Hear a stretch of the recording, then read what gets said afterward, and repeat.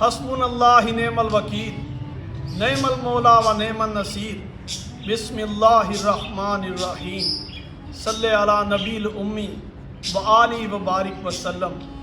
آج کا ہمارا موضوع فلسطین کی حالت زار پر ہے، جس کو دیکھ کر دل خون کے آنسو روتا ہے، جبکہ دوسری جانب مسلم امت سستی و کاہلی کا شکار ہے۔ ہم اپنے اس موضوع کو نبی اکرم نور مجسم صلی اللہ علیہ وآلہ وسلم کی حدیث مبارکہ کی روشنی میں دیکھیں گے کہ آپ صلی اللہ علیہ وآلہ وسلم نے ان حالات میں مسلم امت کو کیا پیغام دیا۔ یہ حدیث مبارکہ ہمیں صحیح بخاری کے ساتھ ساتھ تمام مستند احادیث کے مجموعوں میں ملتی ہے۔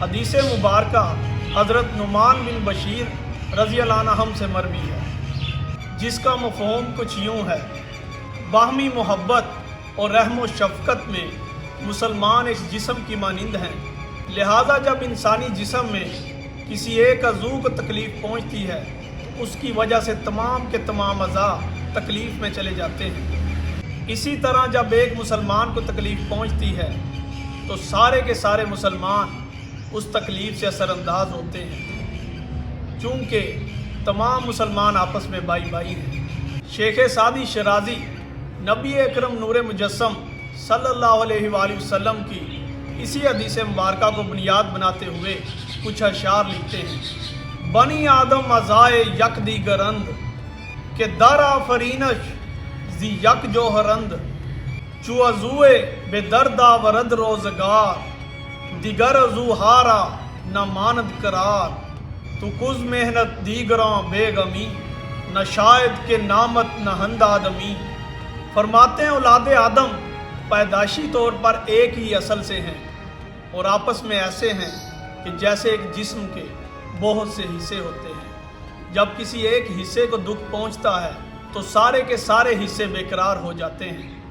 اے بیٹا، اگر تو دوسروں کی مصیبت پر غمگین نہیں ہوتا تو تجھے آدمی کہنا بھی مناسب نہیں۔ اس وقت فلسطین کے حالات ہمارے سامنے ہیں۔ تمام مسلمان ملکوں کے 80 لاکھ سے زائد فوجی نوجوان ہاتھ پہ ہاتھ دھرے بیٹھے ہیں۔ اقبال نے کچھ ایسے حالات میں فرمایا تھا: کافر ہے تو شمشیر پہ کرتا ہے بھروسہ، مومن ہے تو بے تیغ بھی لڑتا ہے سپاہی۔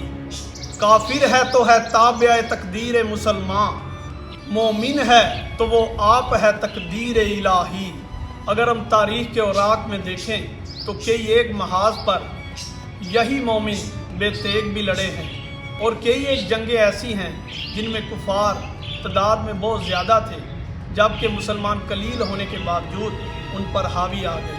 در حقیقت وہ قلیل لوگ کوئی عام لوگ نہیں تھے، بلکہ وہ سچے عاشق رسول اور عاشق الہی تھے، اور اللہ تعالیٰ کا لشکر ہمیشہ قلیل ہوا کرتا ہے۔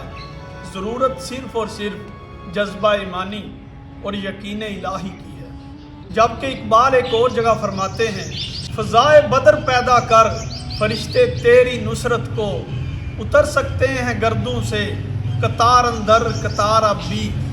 لہٰذا آج کے دور میں ہمیں وہی یوم فرقان پیدا کرنے کی ضرورت ہے کہ جب غزوہ بدر میں 313 ایک کثیر تعداد کے کفار سے جا ٹکرائے، اور انہی 313 کے جذبہ ایمانی کو دیکھتے ہوئے اللہ تعالیٰ نے ان کی مدد کے لیے آسمان سے فرشتوں کا نزول بھی فرمایا کہ جاؤ میرے بندوں کی مدد کو جاؤ، اور ایک قلیل تعداد نے کثیر تعداد میں موجود کفار کو ملیہ میٹ کر کے رکھ دیا۔